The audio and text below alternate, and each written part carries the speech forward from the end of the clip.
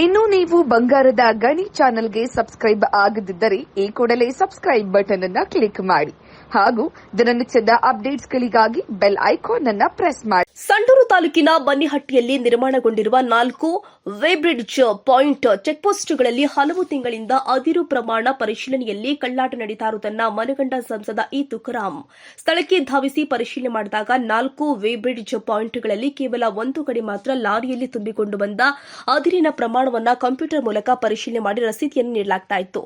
ಇನ್ನುಳಿದ 3 ಭಾಗಗಳಲ್ಲಿ ವೇಮೆಂಟ್ ಮೂಲಕ ಅದಿರಿನ ಪ್ರಮಾಣ ಪರಿಶೀಲನೆ ಮಾಡದೆ ಹಣದ ಆಸೆಯಿಂದ ಮನಬಂದಂತೆ ಡಿಎಂಜಿ ಪರ್ಮಿಟ್ನಲ್ಲಿ ನಮೂದು ಮಾಡಿದ ಪ್ರಮಾಣವನ್ನು ತಾಳೆ ನೋಡದೆ ಟ್ರಿಪ್ ಶೀಟ್ಗಳಿಗೆ ಸೀಲ್ ಹಾಕಿ ಅಕ್ರಮವಾಗಿ ಅದಿರು ಸಾಗಣೆ ಮಾಡುವುದಕ್ಕೆ ಸಹಕರಿಸುತ್ತಿರುವುದು ಸಾಬೀತಾಗಿದೆ.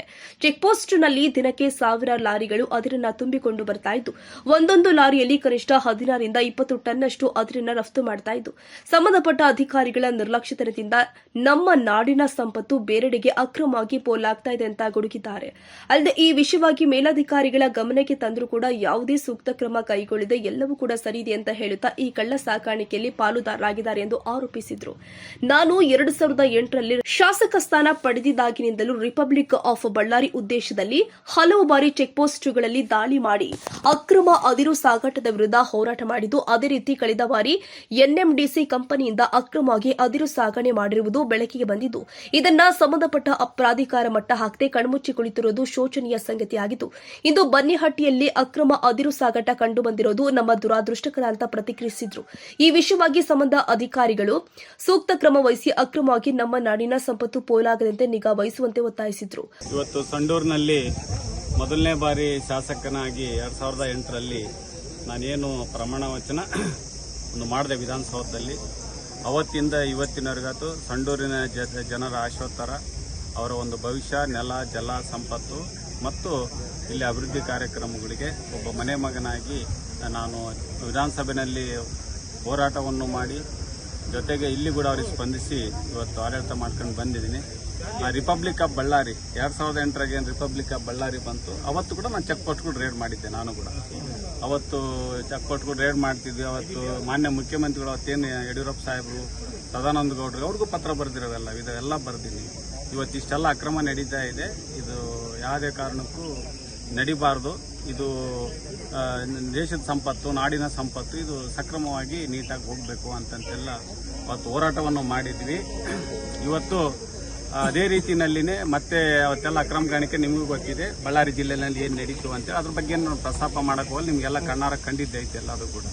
ಅದಾದಮೇಲೆ ಸಿಇಸಿ ರಚನೆ ಮಾಡಿದ್ರು ಎಲ್ಲರೂ ಕೂಡ. 2013ರಲ್ಲಿ ಸಿಇಸಿ ರಚನೆ ಮಾಡಿ ಈ ಥರ ಕ್ವಾಂಟಿಟಿ ಕ್ವಾಲಿಟಿ ಈ ಥರ ಹೋಗಬೇಕು, ಸಂಪತ್ತು, ನೆಲ, ಜಲ, ಸಂಪತ್ತು ಕರೆಕ್ಟಾಗಿ ಆಗಬೇಕು ಅಂತೇಳಿ ಸಿಇಸಿ ರಚನೆ ಮಾಡಿ ಅವತ್ತು ಮೈನ್ಸ್ಗಳೆಲ್ಲ ಆಕ್ಷನ್ ಮಾಡಬೇಕು. ಇದೇ ಮೊದಲೇನು ಮೈನ್ಸ್ಗಳಿದ್ದು ಯಾವುದು ಅಕ್ರಮ ನಡೆದಿಲ್ಲ, ಅದನ್ನ 50 ವರ್ಷ ಮಟ್ಟ ಎ ಕ್ಯಾಟಗರಿ ಮೈನ್ಸ್ಗಳು ಅಂತೇಳಿ ಮಾಡಿ ABC ಅಂತೇಳಿ ಎಲ್ಲ ಮಾಡಿದ್ರು. ಅದಾದಮೇಲೆ ಇದು ಸಕ್ರಮವಾಗಿ ನಡಿಬೇಕು ಅಂತೇಳಿ ಇವತ್ತೇನು ಮೈನ್ಸ್ಗಳು ಫ್ಯಾಕ್ಟ್ರಿಗಳಿಗೆ ಏನು ಹೋಗ್ತಾ ಇದೆ, ಆ ಮೆಟೀರಿಯಲ್ಲು ಅಲ್ಲಿಂದ ಬಂದಿದ್ದು ಇಂಟಿಗ್ರೇಟೆಡ್ ಚೆಕ್ ಪೋಸ್ಟ್. ಇದನ್ನ ಚೆಕ್ ಪೋಸ್ಟ್ ಇದನ್ನ ಮಾಡಿಸಿ ಅಲ್ಲಿ ಪ್ರೊಡಕ್ಷನ್ ಆಗಿರೋ ಮೆಟೀರಿಯಲ್ ಇನ್ನೇನು ಡಿಸ್ಪ್ಯಾಚ್ ಕ್ವಾಂಟಿಟಿ ಅಂದ್ರೆ ಅರೈವಲ್ ಕ್ವಾಂಟಿಟಿ ಏನು ಹೋಗ್ತದಲ್ಲ ಅದು ವೆರಿಫಿಕೇಶನ್ ಆಗ್ಬೇಕಂದ್ರೆ ರಿಕನ್ಸಲ್ ಆಗಬೇಕು. ನಮ್ದು ಹೆಂಗೆ ನಮ್ಮ ಚೆಕ್ ಬುಕ್, ಬ್ಯಾಂಕ್ ಬುಕ್ ಹೆಂಗೆ ರಿಕನ್ಸಲ್ ಆಗ್ತದಲ್ಲ ಹಂಗೆ ರಿಕನ್ಸಲ್ ಆಗಬೇಕು ಅಂತಂತೇಳಿ ಇವತ್ತು ಈ ಚೆಕ್ ಪೋಸ್ಟ್ ಇಲ್ಲೊಂದು ಹೊಸಪೇಟೆ ಒಂದು ಮಾಡಿರ್ತಕ್ಕಂಥದ್ದು. ಇವತ್ತು ಇದನ್ನೆಲ್ಲ ನನಗೆ ಸ್ವಲ್ಪ ಗಮನಕ್ಕೆ ಬಂದಿತ್ತು ಇದ್ರದ್ದೆಲ್ಲದು ಕೂಡ. ಈ ಹಿಂದೆ 2019ರಲ್ಲಿ ನಾನು ಕೂಡ ರೇಡ್ ಮಾಡಿದ್ದೆ ಒಂದ್ಸರಿ. ರೇಡ್ ಮಾಡಿದಾಗ ಅವತ್ತೆಲ್ಲ ಒಪ್ಕೊಂಡ್ರು. ಅದು ಟೆಕ್ನೋವೇಟ್ಸ್ ಅಂತೇಳಿ ಒಂದು ಕಂಪನಿ, ಅದೆಲ್ಲ ಕ್ಯಾಲಿಬ್ರೇಷನ್ ಮಾಡೋದು ಇದ್ರದ್ದೆಲ್ಲ ಒಪ್ಕೊಂಡೆ. ನಾನು ಅವತ್ತೇ ಹೇಳಿದೆ ಇನ್ನೊಂದು ಸರಿ ಇವತ್ತು ಈ ಥರ ಆಗಬಾರ್ದು. 2019ರಲ್ಲಿ ಪತ್ರ ಬಂದಿನ ಆ ಪತ್ರ ಕೂಡ ನಿಮಗೆ ಕೊಡ್ತೀನಿ. ಇವತ್ತು ಯಾವುದೇ ಕಾರಣಕ್ಕೆ ಇದು ನಡಿಬಾರ್ದು, ಇದು ದೇಶದ ಸಂಪತ್ತಿದು. 19ರಲ್ಲಿ ಒಂದು ನಿಮಿಷ ನಾನು ರೇಡ್ ಮಾಡಿದೆ, ಅವತ್ತು ಹೇಳಿದ್ವಿ. ಅವತ್ತು ನನಗೆ ಇಲ್ಲ ಬೇರೆ ಖಾಸಗಿ ಕಂಪ್ನಿಯವರು ಸಂಬಳ ಕೊಡ್ತಾ ಇದ್ರು ಅವರಿಗೆಲ್ಲ. ಅವತ್ತು ಹೋಮ್ ಗಾರ್ಡ್ಸ್ ಕೂಡ ಇರಲಿಲ್ಲ ಅವತ್ತೆಲ್ಲ. ಅವತ್ತು ನನಗೆ ಒಂದು ಲಾರಿಗೆ 400 ರಿಂದ 300 kg ಡಿಫರೆನ್ಸ್ ಬರ್ತಾ ಇತ್ತು. ಅವತ್ತು ಹೇಳಿದ್ರೆ ಅವತ್ತು ಕೂಡ ಒಪ್ಕೊಂಡಿದ್ದಾರೆ. ಅದನ್ನ ಚೀಫ್ ಸೆಕ್ರೆಟರಿಗೂ ಎಲ್ಲರಿಗೂ ಗಮನಕ್ಕೆ ತಂದಿದ್ದೆ ಅವತ್ತಿನ ಇದ್ರಾಗೆ. 2019ರಾಗೆ ಅವತ್ತು ಕೋಲಿಷನ್ ಗೌರ್ಮೆಂಟ್ ಬಿದ್ದೋಗಿತ್ತು ಅವಾಗ ಅಂದ್ರೆ ಆಗಸ್ಟ್ ಸೆಪ್ಟೆಂಬರ್ನ ನಾವು ರೇಡ್ ಮಾಡಿದ್ದೆವು. ಅಂದ್ರೆ ಮಂತ್ರಿನೂ ಕಳ್ಕೊಂಡಿದ್ದೆ ಬಿಜೆಪಿ. ಅವತ್ತು ಕೂಡ ನಾನೆಲ್ಲ ಬರೆದಿದ್ದೆ ಅವತ್ತೆಲ್ಲ, ಇಲ್ಲ ಮಾಡ್ತೀವಿ ಎಲ್ಲ ಅಂತೇಳಿ. ಅವಾಗ ಏನ್ ಮಾಡಿದ್ರು, ಇಲ್ಲ ನಾವೇ ಕೊಡ್ತೀವಿ ಅಂತೇಳಿ. ಈಗ DMG ಇದ್ರಾಗ ಔಟ್ಸೋರ್ಸ್ನಾಗ ಕೊಡ್ತಾರೆ ಸಂಬಳ, ಅವರಿಗೆಲ್ಲ ಔಟ್ಸೋರ್ಸ್ನಾಗೆ ಕೊಡ್ತಾ ಇದಾರೆ. ಅವರು ಕೂಡ ಮೊನ್ನೆ ಹೊರಗಡೆ ಹೋಗೋ ಗಾಡಿಗಳಿಗೆ ಹಂಗೆ ಸೀಲ್ ಹಾಕಿ ಕೊಡ್ತಾರೆ ದುಡ್ಡು ಇಸ್ಕೊಂಡು. ಮ್ಯಾನ್ಯುವಲ್ ಆಗಿ ಮಾಡ್ಕೊಡ್ತಾರೆ, ಒಳಗೆ ಬರಲ್ಲ ಗಾಡಿಗಳು. ಈ ತರ ಇವತ್ತು ಟೋಟಲಿ ಒಂಥರ ಇದು ಪ್ಲಾನ್ಡ್ ಆಗಿ ಇವತ್ತು ಇಲ್ಲಿಗಲ್ ಇವತ್ತು ಇದು ಮಾಡ್ತಕ್ಕಂಥದ್ದು. ಅದಾದ್ಮೇಲೆ ನಾನು ಕೂಡ NMDCಗೆ ಹೋಗಿದ್ದೆ, ಅಲ್ಲಿ ಅಕ್ರಮ ಗಣಿಗಾರಿಕೆ ನಡೀತಾ ಇದೆ ನೋಡ್ಕೊಳ್ಳಿ ಅಂತೇಳಿ ಎಲ್ಲದನ್ನು ಒಟ್ಟಾರೆಯಾಗಿ ನಾನೆಲ್ಲ ಪತ್ರಗಳದೀನಿ, ಎಲ್ಲ ಕೊಡ್ತಾ ಇದ್ದೀನಿ. ಏನೇನು ಚೀಫ್ ಸೆಕ್ರೆಟರಿ ಅವರಿಗೆ ಜೊತೆಗೆ ಕನ್ಸರ್ನ್ ಮಿನಿಸ್ಟರ್ಗಳಿಗೆ ಎಲ್ಲರೂ ಕೊಟ್ಟರೆ, ಮಾನ್ಯ ಮುಖ್ಯಮಂತ್ರಿಗಳು ಕೂಡ ಪತ್ರವನ್ನು ಬರೀತಾರೆ. ಯಾವಾಗ 18/10/2023 ಪತ್ರ ಬರೀತಾರೆ ಇಲಾಖೆಗೆ. ಇವತ್ತು ಏನೇನು ನಡೀತಾ ಇದಾವೆ ಚೆಕ್ ಪೋಸ್ಟ್ಗಳು ಅದೆಲ್ಲ ಸಕ್ರಮ ನಡೀಬೇಕು, ಯಾವುದೇ ಕಾರಣಕ್ಕೂ ನಮ್ಮ ಸರ್ಕಾರಕ್ಕೆ ಬರಬಾರದು ಅಂತೇಳಿ ಇದರಲ್ಲಿ ಫಾರೆಸ್ಟ್ ಮತ್ತು DMG ಇದ್ರಾಗೆಲ್ಲ ಕಂಪ್ಲೀಟ್ ಆಗಿ ನೆಗ್ಲಿಜೆನ್ಸಿಯಾಗಿ ಇಲ್ಲ ಸಂಪತ್ನ ಇವತ್ತು ಅಕ್ರಮ ಗಣಿಗಾರಿಕೆಯಾಗಿ ಇವತ್ತೆಲ್ಲ ಮಾಡ್ತಾ ಇದೆ. ಇದು ಉದಾಹರಣೆಯಾಗಿ NMDC ಅಕ್ರಮ ಗಣಿಗಾರಿಕೆ ಸಾಕ್ಷಿ ಆಗಿದೆ. ಇವತ್ತೆಲ್ಲ ಇಷ್ಟರ ಮಟ್ಟಿಗೆ ಇವತ್ತು ರಾಜಾರೋಷವಾಗಿ ಗಾಡಿಗಳು ವೇಮೆಂಟ್ ಆಗದಂಗೆ ಚೆಕ್ ಆಗದಂಗೆ ಹೋಗ್ತಕ್ಕಂಥದ್ದು. ಇವತ್ತು ನನಗೆ ಸ್ಮೆಲ್ ಬಂದಾಗ ಇವತ್ತೆಲ್ಲ ರೇಡ್ ಮಾಡಿದ್ದೀನಿ, ಇವತ್ತೆಲ್ಲ ಕಂಪ್ಲೀಟ್ ಆಗಿ. ಇದು ಆಲ್ರೆಡಿ ಈ ಹಿಂದೆ ಕೂಡ ನಾನು DC ಅವ್ರ ಕಡೆ ಮೀಟಿಂಗ್ ಕೂಡ ಮಾಡಿದ್ದೀನಿ. DC ಅವ್ರ ಜಿಲ್ಲಾಡಳಿತಕ್ಕೂ ಗಮನಕ್ಕೆ ತಂದಿದ್ದೀನಿ. ಅವರು ಕೂಡ ಜಿಲ್ಲಾಧಿಕಾರಿಗಳು ಇವತ್ತು ಗಮನ ಕೂಡ ಹರಿಸಿಲ್ಲ ಇದರಲ್ಲಿ. ಒಟ್ಟಾರೆಯಾಗಿ ಜಿಲ್ಲಾಡಳಿತ ಇಲ್ಲಿ DMG ಮೇಡಮ್ ಏನಿದಾಳಲ್ಲ ದಿವ್ಯ ಆಯಮ್ಮಂದು ಒಂದು ನಿರ್ಲಕ್ಷ್ಯ, ಜೊತೆಗೆ ಫಾರೆಸ್ಟ್ ಡಿಪಾರ್ಟ್ಮೆಂಟ್ ಎಲ್ಲರೂ ಸೇರ್ಕೊಂಡು ಇವತ್ತು ಅದೇನೋ ಗೊತ್ತಿಲ್ಲ, ಇದನ್ನ ಮುಂದಿನ ದೊಡ್ಡ ತನಿಖೆಗೆ ನಾನು ಆಗ್ರಹ ಮಾಡ್ತಾ ಇದ್ದೀನಿ. ಇದು ಚೀಫ್ ಸೆಕ್ರೆಟರಿ ಅವರಿಗೂ ಮತ್ತೆ ಮಾನ್ಯ ಮುಖ್ಯಮಂತ್ರಿಗಳು ನಾನು ಪತ್ರವನ್ನು ಬರೀತಾ ಇದ್ದೀನಿ. ರ್ಯಾಂಡಮ್ ಆಫ್ ಇಲ್ಲಿಗಲ್ ನಿಂತಿದೆ, ಟೆಕ್ನಿಕಲ್ ಇಲ್ಲಿಗಲ್ ನಡೀತಾ ಇದೆ. ಅಲ್ಲ, ಈಗ ನಾವ್ ಹೇಳೋದಕ್ಕಿನ್ನ ಅದು ತನಿಖೆ ಸಂಸ್ಥೆಯಿಂದ ನಾವು ಅದನ್ನ ಪ್ರೂವ್ ಮಾಡ್ತೀವಿ. ಇನ್ವೆಸ್ಟಿಗೇಷನ್ ಟೀಮ್ ಒಂದು ಅಪಾಯಿಂಟ್ ಮಾಡಕ್ ಹೇಳ್ತೀವಿ. ಅದೇ ಮತ್ತೆ ಇದನ್ನಾಗಿನೇ ಇವತ್ತೆಲ್ಲ ಅದನ್ನ ಬೇಸಿಕಲಿ ನನಗೂ ಮೈನಿಂಗ್ ಗೊತ್ತಿರ್ತಕ್ಕಂತಾನೆ ನಾನು ಕೂಡ. ಈಗ ಏನಾಗ್ತದೆ ಎಲ್ಲಿ ಹೇಳ್ಬೇಕು ಅದು ಹೇಳ್ಬೇಕಾಗ್ತದೆ ಎಲ್ಲದು ಕೂಡ. ಇದು ಏನಪ್ಪಾ ಅಂದ್ರೆ ರಾಯಲ್ ಇಲ್ಲಿಗಲ್ ಅಂತ, ಇದು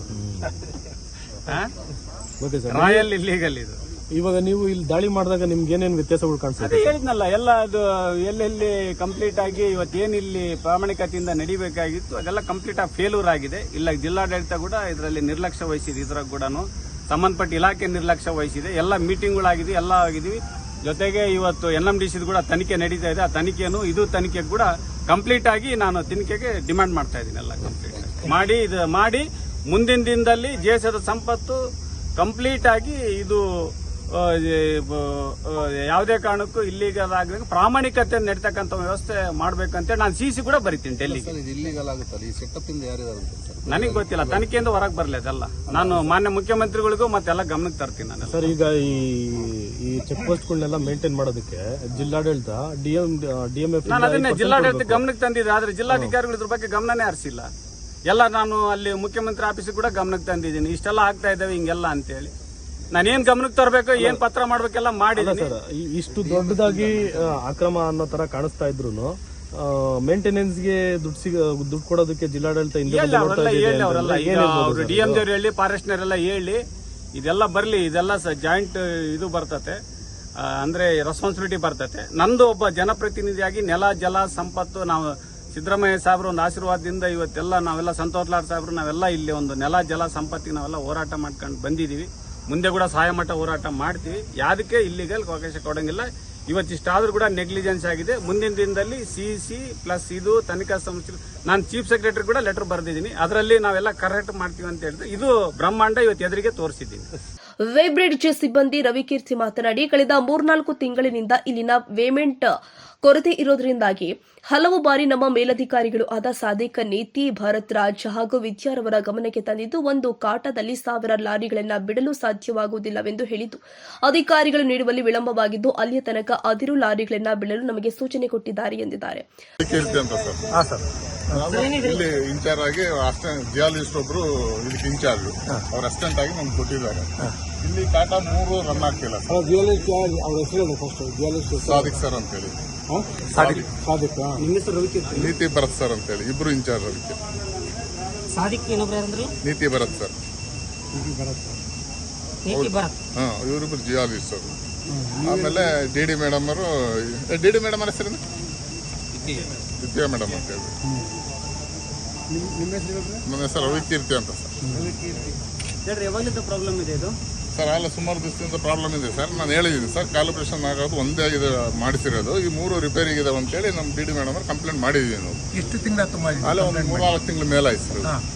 ಅವಾಗ ಅದೊಂದು ಕ್ಯಾಲಿಬ್ರೇಷನ್ ಮಾಡಿಸಿದ್ದಾರೆ. ಇದನ್ನ ಯಾವ ಕ್ಯಾಲಿಬ್ರೇಷನ್ ಮಾಡಿಸೋಕ್ಕೆ ವೆಯ್ಟ್ ಆ್ಯಂಡ್ ಮೆಜರ್ಮೆಂಟ್ನವ್ರು ಬಂದು ಇದಕ್ಕೆ ಪರ್ಮಿಷನ್ ಕೊಡಬೇಕು. ಆ ಪರ್ಮಿಷನ್ ಕೊಡದಲ್ಲೇ ನಾವು ಪೇಮೆಂಟ್ ಮಾಡಬಾರ್ದು. ಇದು ಆದರೂ ಕೂಡ ಏನಾಗಿದೆ ಸರ್ ಅಂದರೆ ಈ ಸ್ಟಾರ್ಟಪ್ ಮೇಲೆ ವೇಮೆಂಟು ಅಲ್ಲಿ ಇಂಡಿಕೇಟರ್ ಇದೆಯಲ್ಲ, ಆ ಇಂಡಿಕೇಟರ್ನ ನಾವು ಆನ್ ಮಾಡೋಕ್ಕೆ ಇದಿಲ್ಲ ಸರ್. ಪರ್ಮಿಷನ್ ವೇಟ್ ಆ್ಯಂಡ್ ಮೆಜರ್ಮೆಂಟಿಂದಲೇ ಬರಬೇಕು. ಅದು ಬಂದರೆ ಮಾತ್ರ ಆನ್ ಮಾಡಬೇಕು. ನಾವು ನಮ್ಮ ಸಾಹೇಬ್ರಿಗೆ ಇನ್ಫಾರ್ಮ್ ಮಾಡಿದ್ದೀವಿ, ಇಲ್ಲಿ ಒಂದು ಕಾಟದ ಮೇಲೆ 2000-1500 ಗಾಡಿ ಬಂದರೆ ಬಿಡೋಕ್ಕಾಗೋದಿಲ್ಲ ಸರ್ ಅಂತ. ಎಮರ್ಜೆನ್ಸಿ ಇದ್ದಾಗ ಬಿಡಬೇಕಪ್ಪ ಬಿಡು ಅಂತ ಹೇಳಿದ್ದಾರೆ. ಓವರಾಲ್ ಜಿಯಾಲಿಸ್ಟ್ಗಳು ಮತ್ತು ನಮ್ಮ ಡಿ ಮೇಡಮ್, ನಮ್ಮ ಅಧಿಕಾರಿಗಳು ಎಲ್ಲರೂ ಹೇಳಿದ್ದಾರೆ. ಮೆಜರ್ಮೆಂಟ್ ರಾಂಗ್ ಆಗುತ್ತಲ್ಲ? ಹೌದು ಸರ್, ಆಗುತ್ತೆ. ಅವ್ರಿಗೆ ಹೇಳಿದ್ದೀನಿ, ಅವ್ರಿಗೆ ಇಂಟಿಮೇಷನ್ ಅವ್ರು ಹೆಂಗೆ ಹೇಳ್ತಾರೆ ನಾವು ಹಂಗೆ ಮಾಡಬೇಕಲ್ಲ, ಅದು ಮಾಡಿದ್ದೀನಿ ಸರ್ ಅಷ್ಟೇ. ಅವ್ರಿಗೆ ಉಳಿದಿದ್ದನ್ನು ಅವ್ರಿಗೆ ಕೇಳಿ ಸರ್, ಅವ್ರಿಗೆ ಕೇಳ್ಬಿಟ್ರಿ ನೀವು ಯಾಕೆ ಪರ್ಮಿಷನ್ ಅಂತ ಅವ್ರಿಗೆ ಕೇಳ್ರಿ ಅಧಿಕಾರಿಗಳನ್ನ. ಈಗ ನಾನಂತೂ ಹೇಳಿದ್ದೀನಿ, ನಾನು ಪರ್ಮಿಷನ್ ಹೇಳೇ ಮಾಡಿದ್ದೀನಿ ಟ್ರಾಫಿಕ್ ಆಗಿರೋದ್ರಿಂದ ಅಂತ ಹೇಳ್ಬಿಟ್ಟು. ಇನ್ನು ಉಳಿದಿದ್ದೆಲ್ಲ ನಮ್ಮ ಡಿ ಮೇಡಮ್ ಅಂತ ಕೇಳ್ತಾರೆ. ಫ್ರಮ್ 3 ತಿಂಗಳಿಂದ ಇದೆ ಸರ್, ಇದೆ. 3 ತಿಂಗಳು ಜಾಸ್ತಿ ಆಯ್ತು. ಇಲ್ಲ ಅಷ್ಟೇ ಸರ್, ಹಂಗೆ ಬರಿತಾ ಇರ್ತೀವಿ ಕಂಪ್ಲೇಂಟ್ ಸರ್. ಯಾವಾಗಲೂ ಎನಿ ಟೈಮ್ ಕಂಪ್ಲೇಂಟ್ ಇದೆ ರೈಸ್ ಮಾಡಿದ್ದೆ ಅವಾಗ ನೋಡ್ಬಿಡಿ. ನೋಡಿ ಕಂಪ್ಲೇಂಟು ಬರ್ಕೊಟ್ಟಿದ್ದೀನಿ, ಫೋಟೋಗಳು ಫಸ್ಟ್ ಕಂಪ್ಲೇಂಟ್ ಅಲ್ಲ ಹೇಳಿದ್ದು. ಅವು ಯಾವಾಗ ಇರ್ತಾವೆ ಸರ್ ಕಂಪ್ಲೇಂಟ್ಗಳು, ಇದ್ರದ್ದು ಕಂಪಲ್ಸರಿ ಅಷ್ಟೇ ಅಲ್ಲ. ಈಗ ಆಮೇಲೆ ಎಲ್ಲಿಂದ ಶುರು ಮೇಡಮ್ ಅವ್ರ ಕಂಪ್ಲೇಂಟ್ ಬರ್ಕೊಟ್ಟಿದ್ದೀನಿ, ಅಲ್ಲಿ ಇರ್ತದೆ ರಿಪೋರ್ಟ್. ನಾನು ಆಮೇಲೆ ಹೇಳ್ತೀನಿ, ಮೇಡಮ್ ಅವ್ರ ಕಳಿಸಿದ ಮೇಲೆ ಹೇಳ್ತೀನಿ ಅವ್ರಿಗೆ. ನಮ್ಮ ಮೇಡಮ್ ಅವ್ರಿಗೆ ಕೇಳಿದ್ರೆ ಯಾಕೆ ಪರ್ಮಿಷನ್ ಕೊಡ್ತೀನಿ ಸರ್. ಆ ಕಾಟಗಳೆಲ್ಲ ಪ್ರಾಬ್ಲಮ್ ಆಗಿ ಈಗ ಎಷ್ಟೊಂದು 6 months 7 months ಆಗಿದೆ. ಅವ್ರು ವೇಟ್ ಆ್ಯಂಡ್ ಮೆಜರ್ಮೆಂಟ್ ಅವ್ರು ಬಂದು ನೋಡಿಬಿಟ್ಟು ಈ 3 ಕಾಟನ ನಾವು ಮಾಡೋದಿಲ್ಲ, ಸ್ಟಾಪ್ ಇದು ಮಾಡಿದ್ರೆ ನಿಲ್ಲಿಸಿ ಅಂತ ಹೇಳ್ಬಿಟ್ಟು ನಿಲ್ಲಿಸಿ ಅದೊಂದಕ್ಕೆ ಪರ್ಮಿಷನ್ ಕೊಟ್ಟೋಗಿದ್ದಾರೆ. ಸರ್ಟಿಫಿಕೇಟ್ ಇದೆ ಅದ್ರ ಮೇಲೆ ರನ್ ಮಾಡಬೇಕು. ಬಟ್ ನಮ್ಮ ಸಾಹೇಬ್ರು ಕೇಳಿದಾಗ ಈ ಥರ ರೋಡೆಲ್ಲ ಫುಲ್ಲು ಟ್ರಾಫಿಕ್ ಆದಾಗ ಮತ್ತೆ ಎಮರ್ಜೆನ್ಸಿ ಏನು ಮಾಡೋಕ್ಕಾಗಲ್ಲಪ್ಪ ಬಿಡು ಅಂದಿದ್ದಾರೆ, ಬಿಟ್ಟಿದ್ದೀವಿ ಅಷ್ಟೇ. ಅಲ್ಲ ಈ ಪ್ರಾಬ್ಲಮ್ ಇದೆಯಾ ಏನಾದರೂ ಇಂಟೆನ್ಷನಲಿ ಸ್ಟಾಪ್ ಮಾಡಿದಾರ? ಇಲ್ಲ ಪ್ರಾಬ್ಲಮ್ ಇದೆ ಸರ್. ಕ್ಯಾಲಿಬ್ರೇಷನ್ ಆಗಿಲ್ಲ ಅಂದ್ರೆ ಪ್ರಾಬ್ಲಮ್ ಅಂತಲ್ಲ ಸರ್. ಈಗ ವೆಯ್ಟ್ ಆ್ಯಂಡ್ ಮೆಜರ್ಮೆಂಟ್ನಾರು 3ಕ್ಕೆ ಪೇಮೆಂಟ್ ಮಾಡಬೇಡ್ರಿ ಅಂತ ಹೇಳಿದ್ದಾರೆ. ಗಾಡಿಗಳು ಬರ್ತಕ್ಕಂಥ ಎಷ್ಟು ಮಟ್ಟಿಗೆ ಸರಿ ನೀವು ಪ್ರಾಬ್ಲಮ್ ಇದೆ ಅಂತ ಗೊತ್ತಿದ್ದು ಕೂಡ ಗಾಡಿಗಳು ಇದ್ರಲ್ಲಿ ಬಿಡ್ತಿಲ್ಲ ಸರ್. ನಾವು ಅಲ್ಲಿ ಮೈನ್ಸಿಂದ ಪರ್ಮಿಟ್ 2000 ಪರ್ಮಿಟ್ ಕೊಟ್ಟು ಬಿಟ್ಬಿಡ್ತಾರೆ. ಈಗ ರೋಡ್ ಮೇಲೆಲ್ಲ ನಿಂತಾಗ ನಾವು ಯಾರಿಗೆ ಆನ್ಸರ್ ಮಾಡಿಲ್ಲ, ಯಾರಿಗೆ ನಾವು ಅಧಿಕಾರಿಗೆ ಹೇಳಿದ್ದೀವಿ. ಅಧಿಕಾರಿಗಳು ಇನ್ಸ್ಟ್ರಕ್ಷನ್ ಕೊಟ್ಟಿದ್ದಾರೆ ನನಗೇನಂತ, ಈ ಕಾಟ ಈ ಸದ್ಯ ಪರಿಸ್ಥಿತಿಗೆ ಪೇಮೆಂಟ್ ಬಿಡೋದ್ರ ಮೇಲೆ ಟ್ರಾಫಿಕ್ ಆದರೆ ಅಂತ ಹೇಳಿದ್ದಾರೆ. ಈ ಟ್ರಾಫಿಕ್ ಆದ್ಮೇಲೆ ಬಿಡಬೇಕಾಗತ್ತೆ. ವೇಟ್ ಏರಿಯೇಷನ್ ಆಗಲ್ವಾ? ಆಗುತ್ತೆ ಸರ್. ಇದಕ್ಕೆ ರೆಸ್ಪಾನ್ಸಿಬಲ್ ಯಾರು?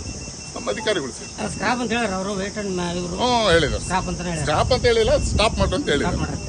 ವೇಬ್ರಿಡ್ಜ್ ಸಿಬ್ಬಂದಿ ಅರ್ಜುನ್ ಮಾತನಾಡಿ, ನಾನು ಕಳೆದ 3-4 ತಿಂಗಳಿನಿಂದ ಇಲ್ಲಿ ಕೆಲಸ ನಿರ್ವಹಿಸ್ತಾ ಇದ್ದು, ಆಗಿನಿಂದಲೂ ಕೂಡ ಇಲ್ಲಿ ಒಂದು ಪಾಯಿಂಟ್ನಲ್ಲಿ ಮಾತ್ರ ಕಂಪ್ಯೂಟರ್ ಮೂಲಕ ಅದಿರಿನ ಪ್ರಮಾಣ ಪರಿಶೀಲನೆ ಮಾಡಿ ರಸೀದಿಯನ್ನು ನೀಡಲಾಗ್ತಾ ಇದ್ದು, ದಿನಕ್ಕೆ 1000 ಲಾರಿಗಳು ಬರೋದ್ರಿಂದ ಒಂದು ಪಾಯಿಂಟ್ನಲ್ಲಿ ಇದನ್ನು ನಿರ್ವಹಿಸಲು ಸಾಧ್ಯವಾಗದ ಕಾರಣ ಇನ್ನುಳಿದ 3 ಪಾಯಿಂಟ್ಗಳಲ್ಲಿ ಸಾಮಾನ್ಯ ರಸೀದಿಗೆ ಸೀಲ್ ಹಾಕಿ ಕಳುಹಿಸಲಾಗ್ತಾ ಇದೆ ಅಂತ ಹೇಳಿದ್ದಾರೆ. ಅರ್ಜುನ್ ಅಂತ ಹೇಳಿ. ಅರ್ಜುನ್ ಯಾವರು? ಲಿಂಗದಳ್ಳಿ ಸರ್. ಲಿಂಗದಳ್ಳಿ. ಏನು ಕೆಲಸ ಮಾಡ್ತೀವಿ? Data entry operator. Data entry operator. ಎಷ್ಟು ವರ್ಷದಿಂದ ಕೆಲಸ ಮಾಡ್ತೀವಿ ಸರ್? ನಾನು 3 ವರ್ಷದಿಂದ. 3 ವರ್ಷದಿಂದ? 4 ವರ್ಷದಿಂದ ಕೆಲಸ. ಈಗ ನಿಮ್ಮ ಕಾಟ ಇರ್ತಕ್ಕಂಥ ಎಷ್ಟು ಕಾಟ ಇದೆ ಟೋಟಲ್? 4 ವೇಬ್ರಿಡ್ಜಲ್ಲಿ ಒಂದೇ ರನ್ನಿಂಗ್ ಇದೆ ಸರ್. ಹಾಂ, 3 ಕ್ಯಾಲ್ಕುಲೇಷನ್ ಇದೆ ಸರ್. 3 ಕ್ಯಾಲ್ಕುಲೇಷನ್ ಇಲ್ಲ. ಇದು ಎಷ್ಟು ತಿಂಗಳಿಂದ ಎಷ್ಟು ವರ್ಷದಿಂದ ನಡೀತಾ ಇದೆ? ನಾನು ಹೊಸ ಸೇರಿದೆ ಸರ್ 3-4 ವರ್ಷದಿಂದ. ಇಲ್ಲಿಗೆ ಬಂದಿರೋದು 3 ತಿಂಗಳೇ ಬಂದಿದೆ ಸರ್. ಮೊದಲು ಬೇರೆ ಕಡೆ ಕೆಲಸ ಮಾಡ್ತಿದ್ದೆ ಸರ್, ಇಲ್ಲಿ ಬಂದಿದೆ ಸರ್ 3 ತಿಂಗಳ.